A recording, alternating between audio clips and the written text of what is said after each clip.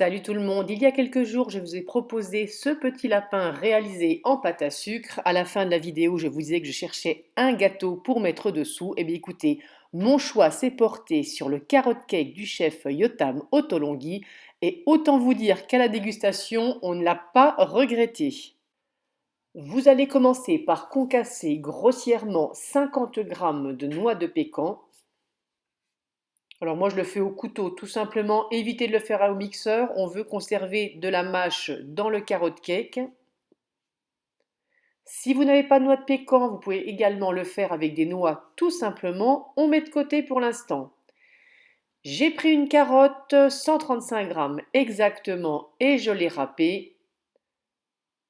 Alors souvent vous me demandez ce que c'est cet ustensile parce que je m'en sers pour râper le fromage, pour broyer mes noisettes et là en l'occurrence pour le carrot cake je trouve que ça fait franchement des petites carottes râpées bien fines juste comme il faut. Alors j'ai pas d'action mais c'est un ustensile que j'avais trouvé dans la marque Moulinex, ça doit faire au moins 15 ans que c'est dans mes placards. Voilà, et autant vous dire qu'il a déjà bien servi. Vous avez vu les carottes, elles sont vraiment super bien râpées.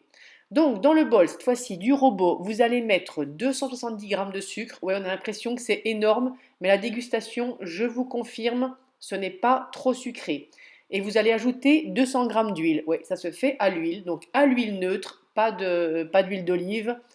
Moi, j'ai pris de l'huile de tournesol. Tout simplement, vous battez une minute à la vitesse maximum de votre robot.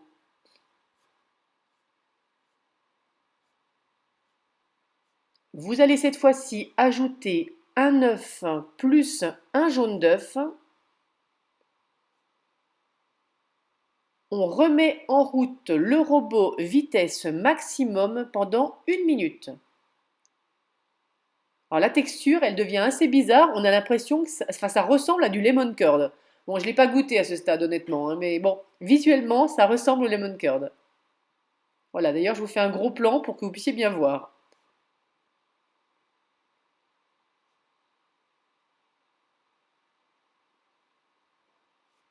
On incorpore cette fois donc nos carottes râpées ainsi que 50 grammes de noix de coco râpées. Alors, c'est la première fois que je mettais de la noix de coco râpée dans un carrot cake, mais franchement, si le chef Yotam Ottolenghi le dit, je suis ses recettes parce que vraiment, elles sont toujours géniales. On incorpore nos noix de pécan, on remet en route et cette fois-ci, on laisse tourner très peu, à peine 30 secondes, vraiment juste le temps de mélanger les ingrédients.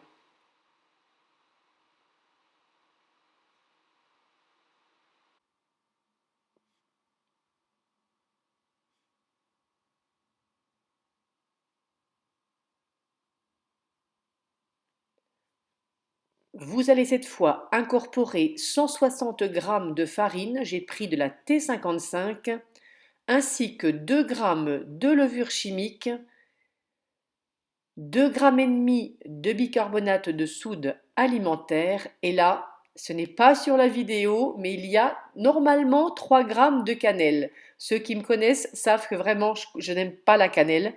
Je voulais quand même le mettre dans la recette, mais là j'ai fait un acte manqué parce que j'ai terminé le gâteau, je l'ai mis au four et j'ai trouvé la cannelle sur le plan de travail.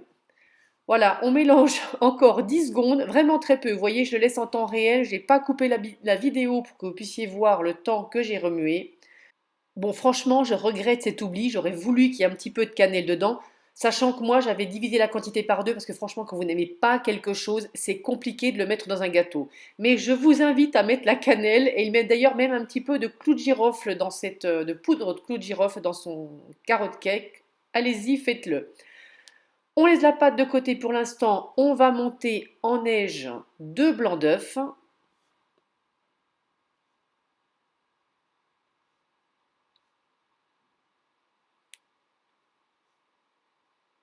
Et quand ils sont bien fermes, vous vous en doutez, on va venir les incorporer à la préparation précédente.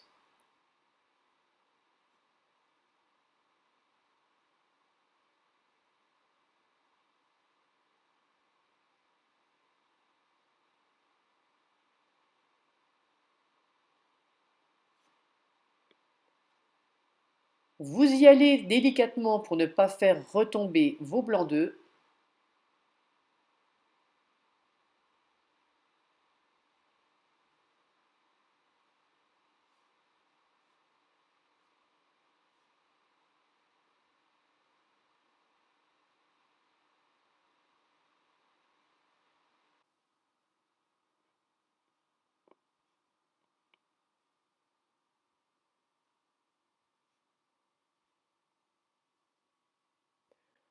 Pour la cuisson, il vous faudra un cercle de 20 cm de diamètre et de 8 cm de hauteur et naturellement vous beurrez bien l'intérieur.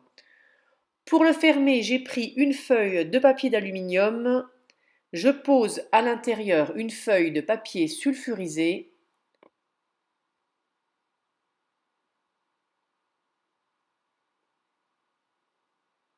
et vous fermez bien votre cercle comme une papillote. Mais en fait, vous faites bien comme vous pouvez. Vous faites ce qu'il faut en tout cas pour que la pâte ne parte pas par en dessous.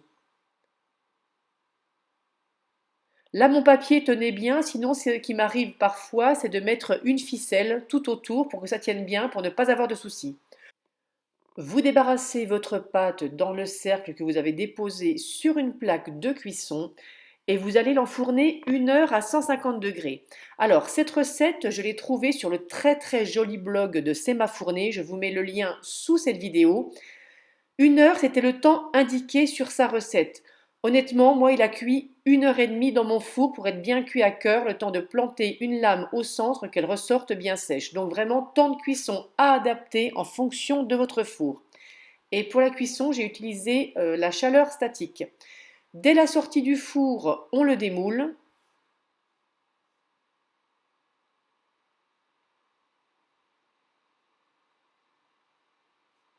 Alors pour être tranquille, j'ai passé une lame autour de mon gâteau. Franchement, j'aurais pu ne pas le faire. Franchement, on sentait bien qu'il voulait se démouler sans aucune difficulté. Mais bon, j'ai préféré jouer la sécurité.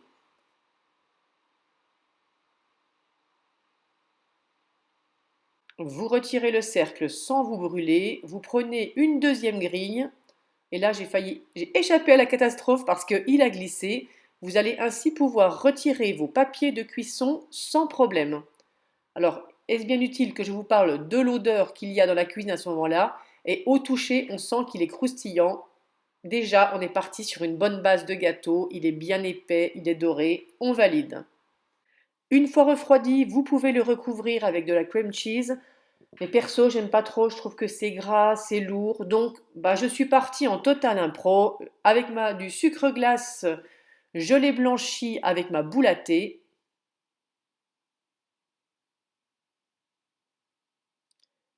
J'ai fait tout le tour avant de saupoudrer le sommet. Bon, ça m'embêtait un petit peu de camoufler le côté bien doré de ce gâteau. Mais bon, on n'a rien sans rien, voilà. Il faut parfois faire des concessions. Et là donc je suis repartie dans mon histoire de pâte à sucre et j'ai décidé de mettre des carottes tout autour. Donc ma pâte à sucre orange, j'en ai fait une boule et après je l'ai roulée entre mes mains pour en faire, je vais y arriver, pardon, un peu un cône. Ce cône, je le coupe en deux. Bon, forcément, quand vous le coupez en deux sur le plan de travail, vous allez un petit peu l'aplatir d'un côté, donc vous lui redonnez la forme d'une demi-carotte.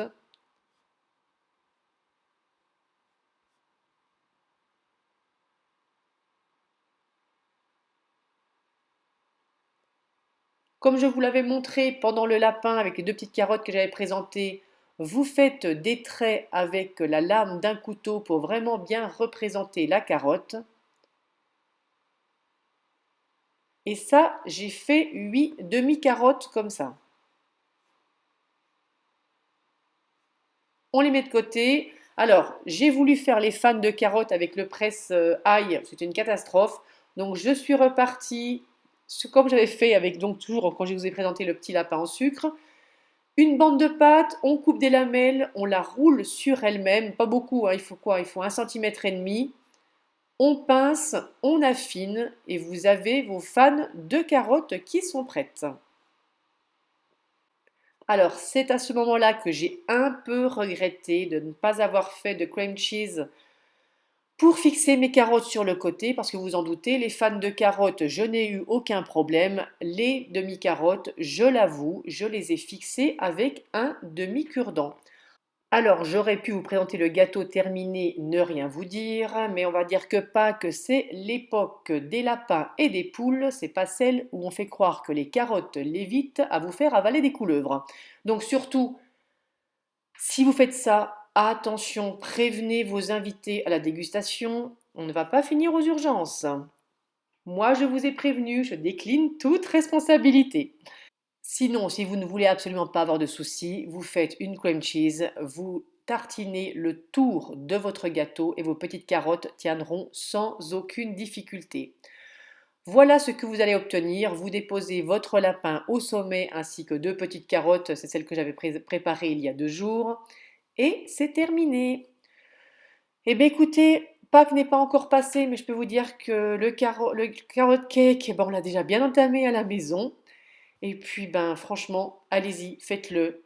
Avec ou sans pâte à sucre autour, mais le carrot cake vaut la peine à lui tout seul.